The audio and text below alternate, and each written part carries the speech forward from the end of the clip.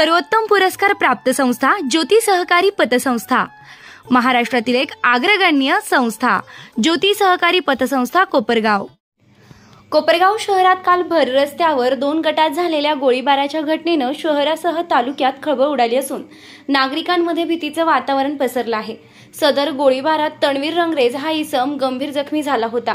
दरम्यान काही तासात शहर पोलिसांनी तपासाची चक्रे फिरवून गुन्हेगारीत सक्रिय असलेल्या दोन्ही गटाचे मिळून अशा 8 आरोपींना ताब्यात घेण्यात शहर पोलिसांना यश आलं असून दोन्ही गटांनी एकमेकांविरोधात गुन्हा दाखल केला आहे। पूर्ववय मनस्यातून हा गँगवॉर झाल्याची माहिती पोलिसांकडून देण्यात आली आहे।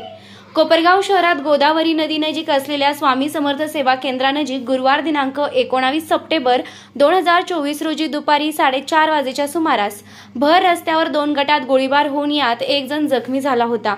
2 गटात झालेल्या गोळीबार प्रकरणी दोन्ही गटाकडून परस्पर विरोधी गुन्हे दाखल करण्यात आला आहे।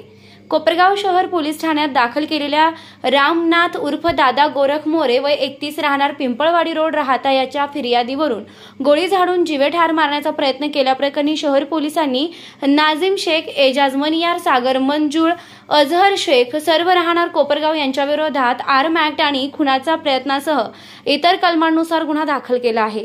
तर दुसऱ्या परस्पर विरोधी फिर्यादीत नाझिम इस्लामुद्दीन शेख वय 26 वर्ष राहणार झेंडा गल्ली गांधीनगर तालुका कोपरगाव यांच्या फिर्यादीवरून गोळी झाडून जीवे ठार मारण्याचा प्रयत्न केल्याप्रकरणी शहर पोलिसांनी तणवीर रंगरेज राहणार सुभाषनगर, दादा मोरे राहता रवी बनसोडे राहणार शिर्डी, अमर भोसले राहणार लोणी, बाळू पगारे राहणार शिंगवे तालुका राहता, शाहरुख शेख राहणार श्रीरामपूर यांच्या विरोधात आर्म ऍक्ट आणि खुनाच्या प्रयत्नासह इतर कलमांनुसार गुन्हा दाखल केला आहे।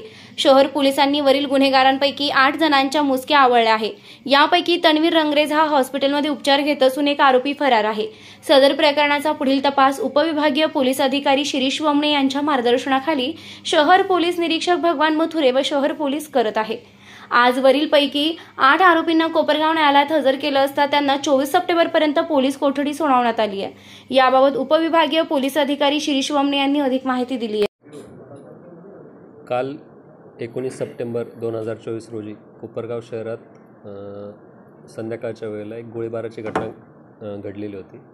त्याच्यामध्ये जे आपण माहिती निष्पन्न केलेली आहे पुढील तपासात, त्याच्यामध्ये 2 गटामध्ये ही गोळीबाराची घटना घडून आलेली आहे आणि याच्यामध्ये जे आहेत हे सर्व गुन्हेगारी प्रवृत्तीचे लोक असून याच्यामध्ये आपण दोन्ही गटातील एकूण 8 जणांना पोलिसांनी ताब्यात घेतलेलं आहे। याच्यामध्ये एका गटाचे 4 लोक आहेत आणि दुसऱ्या गटाचे 4 लोक आहेत आणि यांच्यामध्ये पूर्ववय मनस्य होते, त्याच्यातून त्यांच्यात काही वाद होते।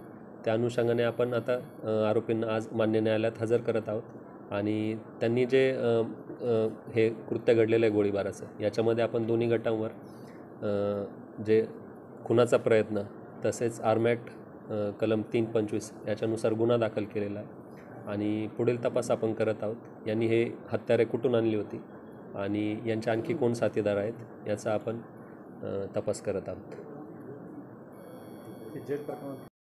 निर्भीड न्यूज, योगेश डोके, कोपरगाव। फॅमिली सोबत शुद्ध शाकाहारी चवदार जेवणाचा आस्वाद घ्यायचा आहे तर मग एक वेळ अवश्य भेट द्या हॉटेल संस्कृती व्हेज सूत्रला आणि तृप्त व्हा। फॅमिलीसाठी स्वतंत्र सुसज्ज व्यवस्था, पार्टीसाठी एसी हॉल, चिल्ड्रन पार्क आणि बरेच काही। आमचा पत्ता नगर मनमाड महामार्ग, भास्कर वस्ती जवळ, दत्त मंदिरासमोर, यसगाव तालुका कोपरगाव। प्रोप्रायटर आकाश सरला कैलास बोरावके।